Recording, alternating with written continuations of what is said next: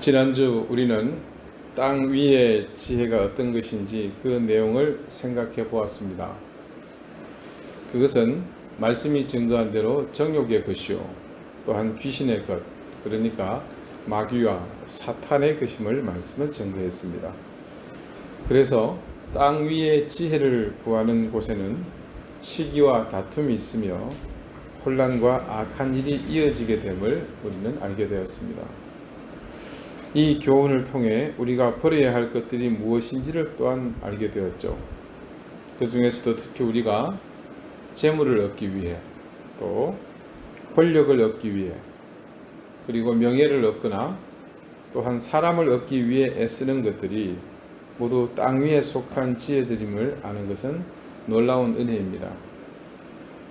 이런 깨달음을 통해서 우리가 알게 되는 것은 하늘의 지혜가 무엇인가 하는 것입니다.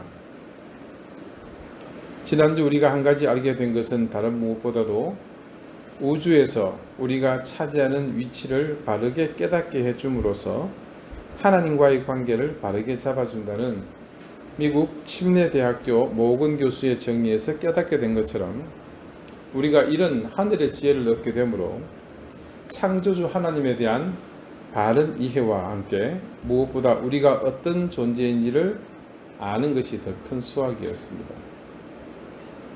우리의 불완전함을 아는 것과 그리고 그 사실 때문에 우리는 하나님의 전적인 은혜가 있어야 하는 존재임을 깨달을 때 우리가 온전하게 믿음 생활을 할 수 있다는 사실을 안다는 것이 얼마나 귀한 일인지도 알게 되었습니다.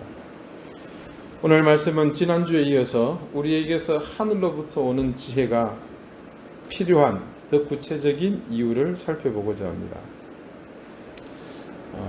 1996년도 제가 신학대학원을 입학해서 첫 학기 때 서울 북쪽에 있는 모 교회 찬양대 대원으로 출석하면서 봉사를 하고 다니던 교회가 있었습니다. 그해 교회학교 여름 행사 시즌이 되면서 고등부의 교사로 봉사해달라는 요청을 받게 되었고 그래서 함께 참여하게 되었습니다. 제게 그 요청을 하신 분은 함께 찬양대 같은 파트에 소속된 분으로서 그 교회에서 어릴 적부터 자라나신 분이었고 해마다 여름 행사 때면 여느 교회처럼 자기 자녀들이 소속되어 있는 부서에 자원봉사하며 섬기는 것처럼 그렇게 열심을 내시는 분입니다.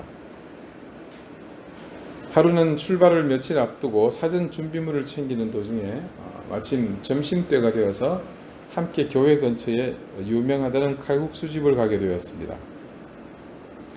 정말로 처음 먹어보는 기가 막힌 맛의 칼국수를 맛있게 먹고 식당을 나서다가 적잖은 일로 식당에 들어오는 분과 충돌이 일어나게 되었습니다.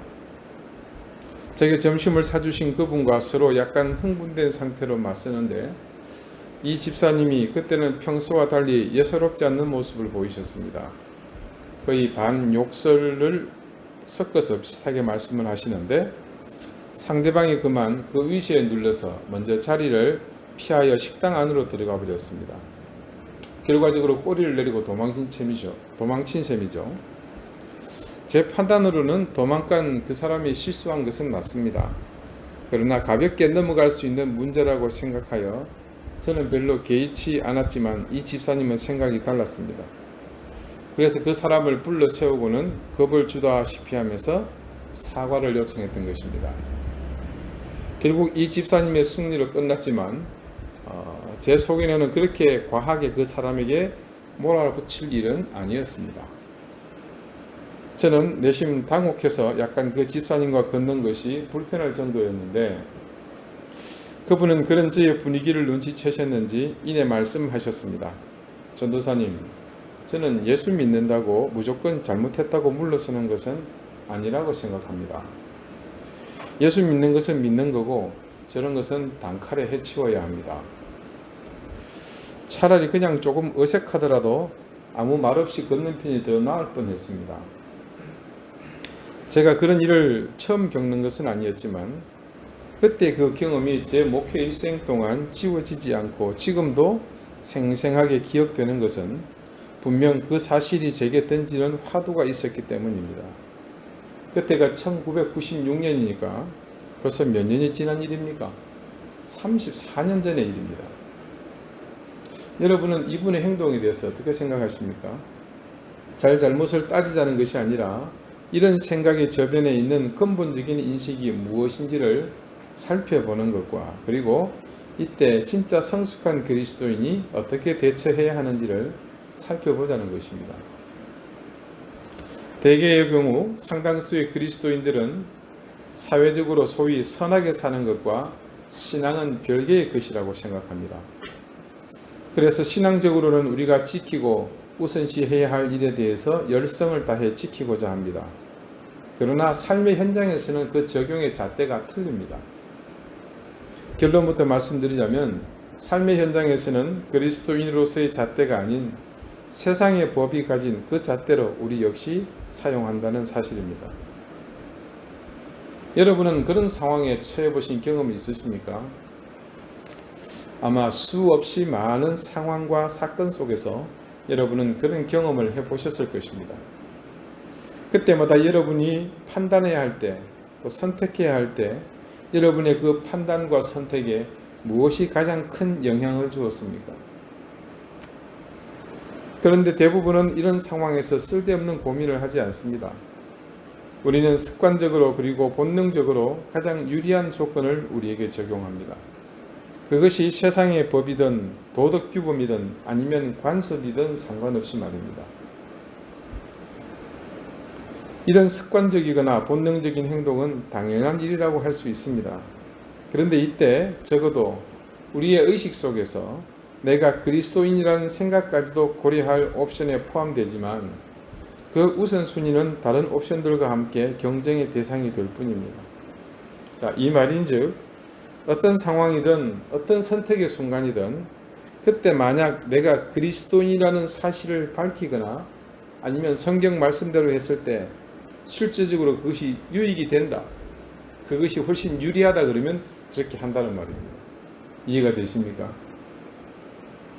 조금 전 말씀드린 제가 전도서 시절에 만난 그 집사님의 삶의 방법이 바로 전형적인 이런 사고의 바탕을 둔 삶일 것입니다. 여러분, 우리가 선한 삶을 사는 것과 정의롭게 사는 것, 그리고 이 모든 것은 결코 우리의 신앙과 구별되어 나타나야 할 것이 아닙니다. 왜 그래야만 하는가? 그것은 말씀이 우리에게 그렇게 가르치고 있기 때문입니다. 마태복음 5장 16절의 말씀입니다. 이같이 너희 빛이 사람 앞에 비치게 하여 그들로 너희 착한 행실을 보고 하늘에 계신 너희 아버지께 영광을 돌리게 하라. 이 말씀은 우리가 세상의 빛과 소금이 되라시는 가르침의 결론 부분에 해당합니다. 여기서 주목해 봐야 할 말씀이 바로 이 부분입니다. 너희 착한 행실을 보고. 이 말씀에 대한 결과가 이어서 어떻게 나타났습니까? 너희의 착한 행실을 보고 하늘에 계신 너희 아버지께 영광을 돌리게 하라입니다. 결국 우리의 선한 행실이 드러남으로 어떤 결과를 낳습니까? 하나님께 영광이 돌려지게 됩니다. 이런 결과를 예상할 수 있습니다. 우리의 선한 행실이 사람들에게 분명하게 인지됨으로 인해서 저 사람이 그리스도인이구나, 그들의 믿는 하나님은 사람들을 세상에서 저렇게 선하게 살게끔 하시는 분이구나 라고 생각하거나 말하게 한다는 것이죠. 이것이 바로 우리가 세상 속에서 감당해야 할 그리스도인으로서의 삶의 의무이며 또 복음의 삶입니다. 여러분 혹시 인터넷상에서 개독이라는 말을 들어보셨습니까? 참으로 안타까운 것이 기독교인들을 세속적인 용어로 비하해서 네티즌들이 부르기 시작한 말입니다. 그런데 이 우리 교계를 비하하는 그 세속적 용어들에도 역사가 있습니다. 좀 서글픈 일이지만 한번 살펴보겠습니다. 아마 제일 처음 등장한 말은 예수쟁이였을 것입니다. 이는 어떤 일에 홀릭하거나 그 일이 생업일 때 전통적으로 관습처럼 뭐뭐쟁이 부르는 그것이 일상이었습니다. 그래서 예수쟁이라는 말은 듣기에 좀 불편할 수 있을지 모르겠지만 의미상으로 보면 그렇게 나쁜 말은 아닙니다. 제가 또 군대에서는 기독교 환자라는 말을 많이 들었었습니다. 이 역시 광적인 신앙적 열성 때문에 그 지나침을 강조하느라, 물론 이제 그 사람들의 시각입니다. 광적이다는 말을 우리가 표현하는 것은 적절치 않습니다. 그들이 강조해서 이렇게 만든 말입니다. 예수님 때문에 환자 소리 듣는 것은 그것도 그렇게 기분 나쁜 소리는 아니죠. 그리고 특별히 나온 용어는 없지만 대략 다음의 용어들이 그 다음에 등장했었습니다. 이 교회를 구성하고 있는 제일 많은 직분이 집사였었죠. 그래서 그 집사를 비하해서 부르는 말로 잡사라는 말이 있었고요. 또 그 다음으로 등장한 것이 여기저기 먹는 자리에 참여할 일이 많고 대접받는 것이 일상 문화인 목회자들을 지칭하는 먹사라는 말이 등장했습니다. 저는 이 표현은 참 개인적으로 적절하다고 생각이 들었는데 조금 지나서 그런 생각을 한 제 자신의 그 생각이 더 한심스러웠습니다. 자, 그 다음에 근래에 등장한 말이 개독이라는 말입니다. 이것은 기독교라고 할 때 기독을 비하하기 위해서 통상적으로 비하 전용 접두어인 개자를 앞에 붙인 것이죠. 아시죠? 아무 단어나 개자를 접두어로 붙이면 그 격이나 품위가 그 즉시 떨어지게 되는 거예요. 그냥 맛있는 살구도 개자로 붙이면 개살구가 되고요. 그냥 고생도 보통 고생한다 싶은데 개자로 붙이면 개고생이 되고요. 또 사람들이 갑자기 정신 나간 것처럼 행동하는 것을 지랄한다 그러죠. 거기다가 개자로 붙이면 그 강도가 더 심해지는 그런 경우입니다.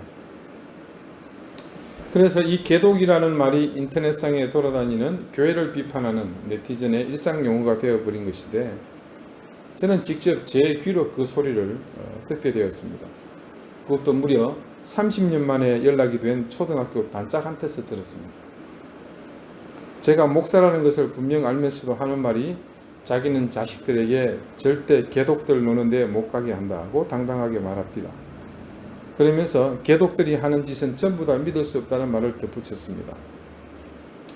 제가 목사인데도 제 귀에 대고 이런 말을 주저없이 할 정도로 이 친구가 원래 조금 무식하고 단순한 면이 있기는 하지만 50이 넘은 친구에게 그 용어에 대해서 제가 부적절함과 잘못을 깨닫게 해주려고 하다가 잘못하면 친구에게 지적질하는 것이 아닐까 하는 그런 생각이 들었습니다. 오히려 반감만 불러올 것 같아서 일단은 기회를 보기로 하고 그 정도 선에서, 그러니까 제가 그냥 개독이라는 말을 듣고 흘리는 정도에서 일단락지었습니다. 근데 이건 좀 여러분 심각하게 생각해 봐야 할 문제입니다. 우리가 기독교라고 할 때 이 기독은 한자입니다. 터기자에 살펴본다 할 때에 그런 독자를 씁니다. 그래서 한자로 기독을 찾으면 아무 의미가 없는 그냥 낱말의 구성이 됩니다. 이것이 음력하기 위해 선택된 낱말의 조합이기 때문입니다. 그리스도를 한자 문화권인 중국에서 먼저 그렇게 사용하게 된 것이죠. 그래서 그리스도교를 음력하는 과정에서 그것이 기독교가 된 것입니다. 그렇다면 여기서 기독을 개독으로 부르는 것은 그러면 어떤 의미겠습니까? 그것은 처음에는 제가 비하 전용 그 접두어를 말씀을 드렸는데, 실제로 이 그리스도를 그럼 어떻게 본다는 겁니까? 그 반려동물과 같은 용어로 본다는 뜻이잖아요. 그런데 우리가 특별한 경우 사용하는 접두어 이 개의 의미가 반려동물 그 애완견에 적용하지는 않죠.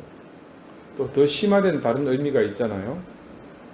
오랜 예전 애완견의 개념이 없던 시절에 통용되던 부도덕적인 행동, 또 파렴치한 행동 혹은 반인륜적 행동을 지칭할 때 붙이던 접두어입니다. 이 이야기는 결론적으로 그리스도, 즉 메시아로서의 예수님의 호칭을 그런 하찮은 존재로 비하시키는 말인 거죠. 이 말이 등장했다는 것은 우리가 정말로 심각하고 더 심각하게 처절하게 더 처절하게 받아들여야 할 이 시대적 상황이라는 것을 인식해야 합니다.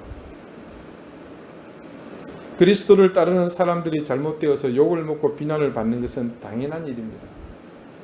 물론 개독이라는 말을 쓰는 사람들은 단지 그리스도인들을 욕하기 위해서 만든 신조어 그 이상의 의미를 두지 않을 겁니다. 하지만 그 본래의 뜻이 예수 그리스도를 비하하는 말이라는 의미를 모르고 쓴다지만 그리스도의 이름이 이렇게 모욕적으로 불리게 된 것의 책임이 우리에게 있기 때문에 결과적으로 이 시대를 살고 있는 우리 그리스도인들이 뼈아프게 책임을 통감해야 할 일입니다. 다시 처음으로 돌아가 봅시다. 우리가 세상에서 어떤 상황에서도 선한 의지를 잃어버려서는 안 되는 것은 지극히 당연한 일입니다. 기억하십시오. 우리가 선해서 정의로워서 정직해서 그리스도인이 된 것이 아닙니다. 우리가 그리스도인이기 때문에 선하고 의롭고 정직해야 하는 것입니다.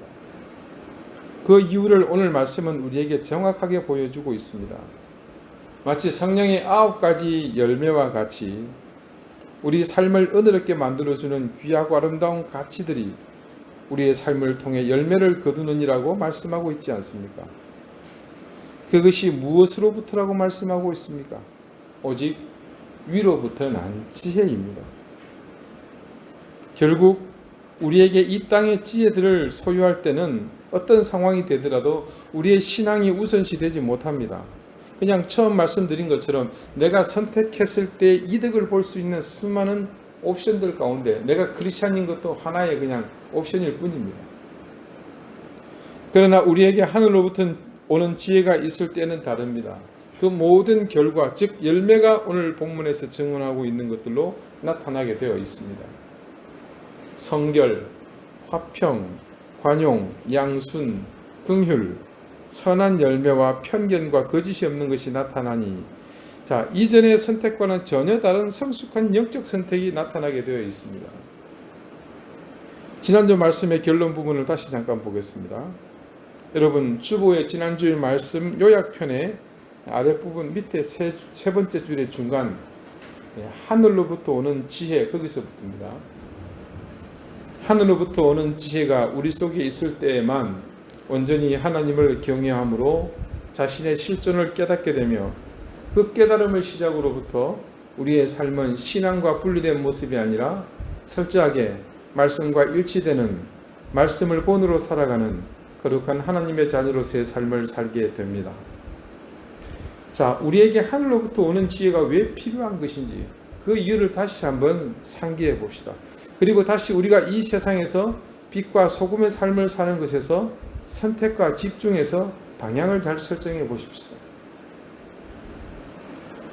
여러분, 우리가 선하게 살고 정의롭게 살고 정직하게 사는 것이 절대적으로 필요합니다. 그것은 인간이라면 스스로의 가치를 지키기 위해 마땅히 해야 할 일입니다.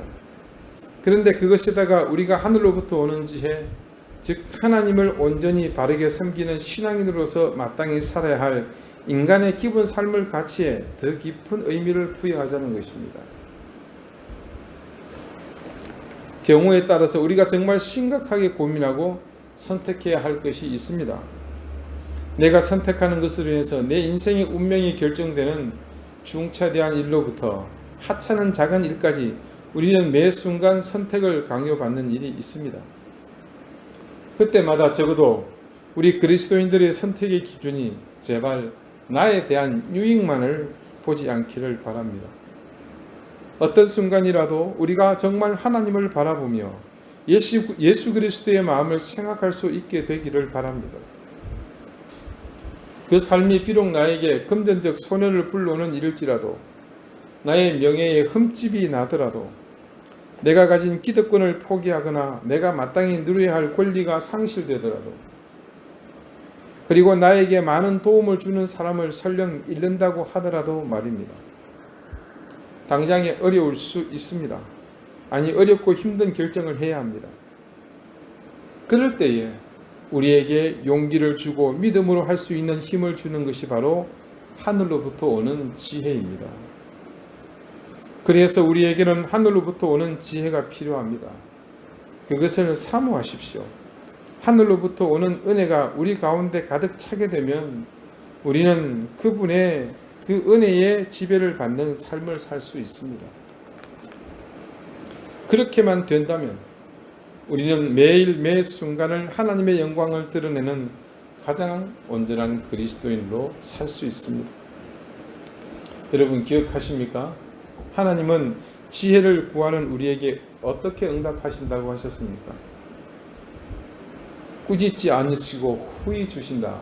그렇게 말씀하시지 않았습니까?